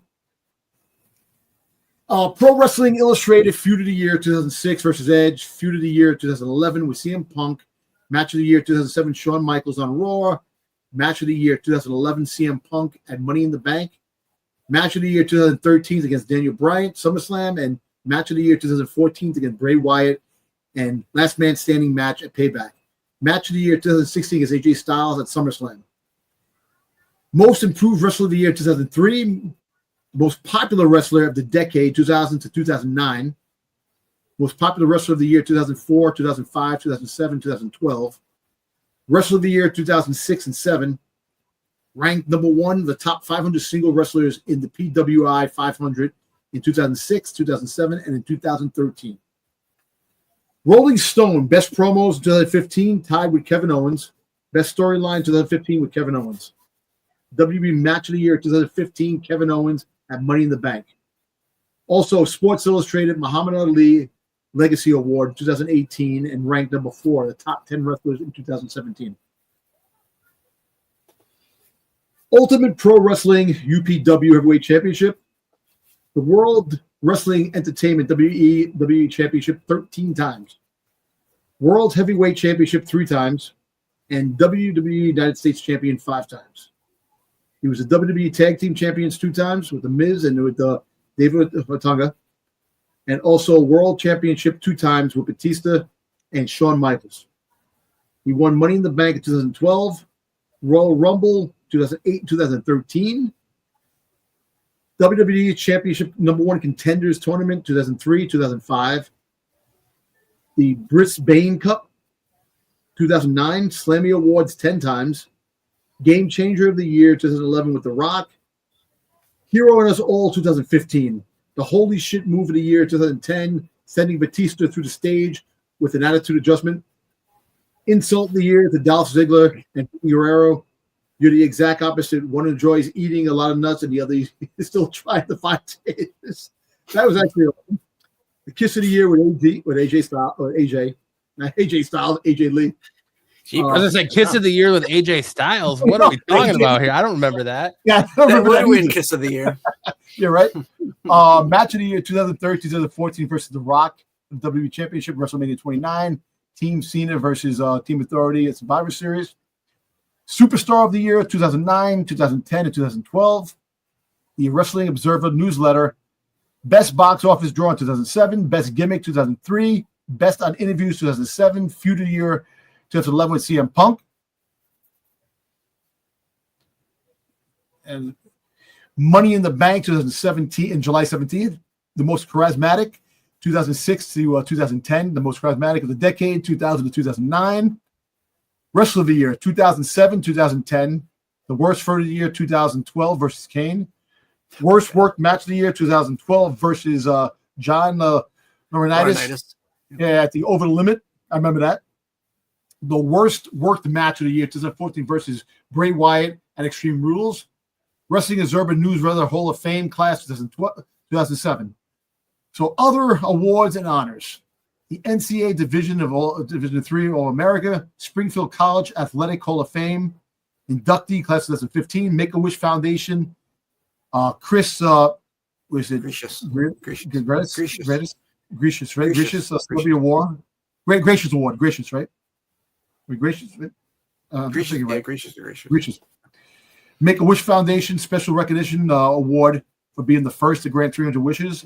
The 2014 Sports Social TV Entertainer of the Year, 2014 Royal Royalty Hall of Fame Award, the 2014 Susan G.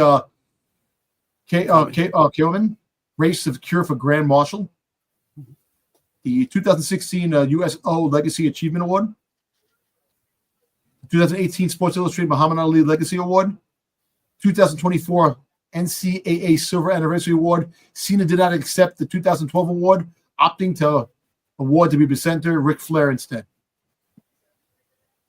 And that is it. That is the rundown of John Cena. You know, he's been here since 2001, and he's graced us with his presence. And it's going to be a shame that after this, it's bye-bye Cena. We are now all more educated, thanks to Dom, about John Cena and his accolades. I finally feel like we can see him. Exactly. And where Dom has given us the power to see John Cena, we're going to hand it to Styx to give us the power to see through time.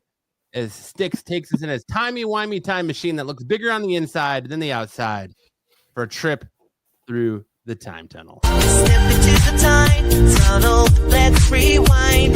Everything but honest gets left behind. Lights are flashing, reality's just a blur. Everybody's ready, let's take this on. Styx, what is time saying to you this week? Styx is muted. All right. Well, you know, into the time tunnel, open wide. Styx is like 5 minutes behind. I know. Everyone else. Styx, you're back. All right, Styx. There we go, Styx. But what's the time tunnel saying to you this week? So this week, we'll kind of keep with that John Cena theme that Don brought us. I picked a few things off the old eBay things that have sold from John Cena, and we'll go ahead on to the next slide here. Sold just recently, this John Cena WrestleMania 24 ring worn signed jersey, the Mears and Beckett Golden football jersey, sold for $1,531. Damn. Yeah, I'm telling you, wrestling merchandise really a lot of money. Yep. Yes, there is. A lot of money. In February, these John Cena ring worn sneakers with C of A from Survivor Series 2008 sold for $4,500. Damn, people got some deep pockets these days. Yeah.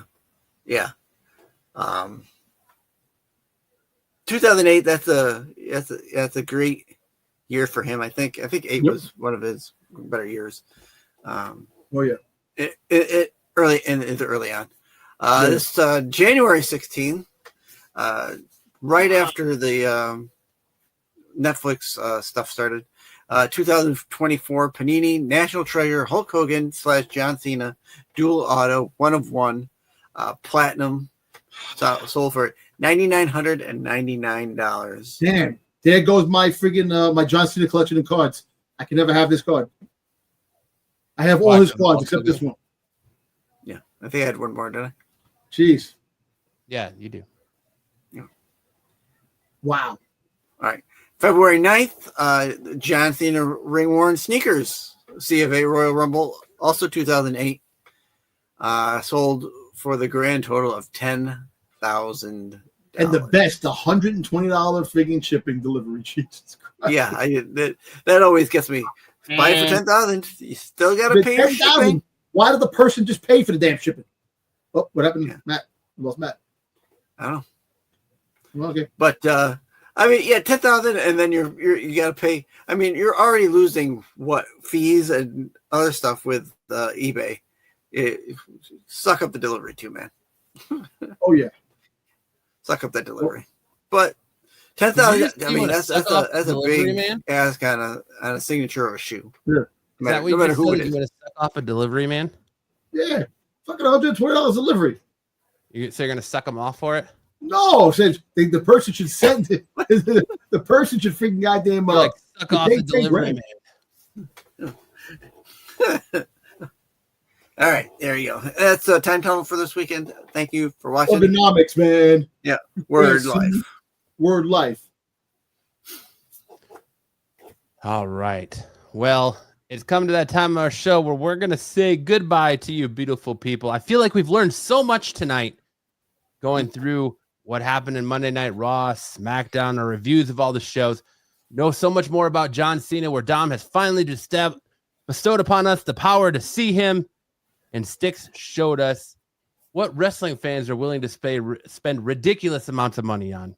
Crazy. And if you found this show informative and you want to keep getting informed, make sure to check out any one of our videos that appear here that will continue to let you indulge in our knowledge and love of pro wrestling. And make sure to check out Dom and Styx on Friday night over on Renovision on The Qualified. Check out me and Styx Saturday night on Saturday Night Special. Mm-hmm. Make sure to check out Dom on Sunday nights on the Star Wars show, where he talks about his real true first love. And it's not his wife, it's Boba Fett. And talks Star Wars on Sunday nights.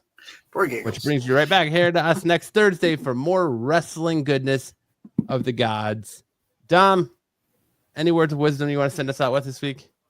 Yeah, listen, WrestleMania is upon us, and don't cry, because WrestleMania is basically like the season finale of the year.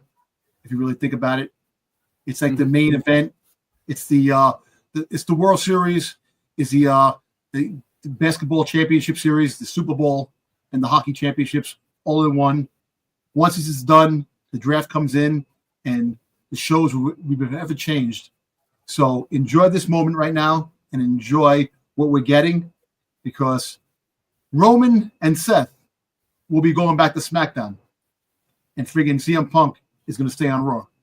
So that's just my opinion, and the rest is have a good night, folks. The ref's hand has hit the mat for that 3 count, saying we'll see you guys next week. In the ring, the lights go down. roaring crowd, they scream and shout. Chants echo, shaking the ground. Warriors clash, the game is bound. Welcome to the show.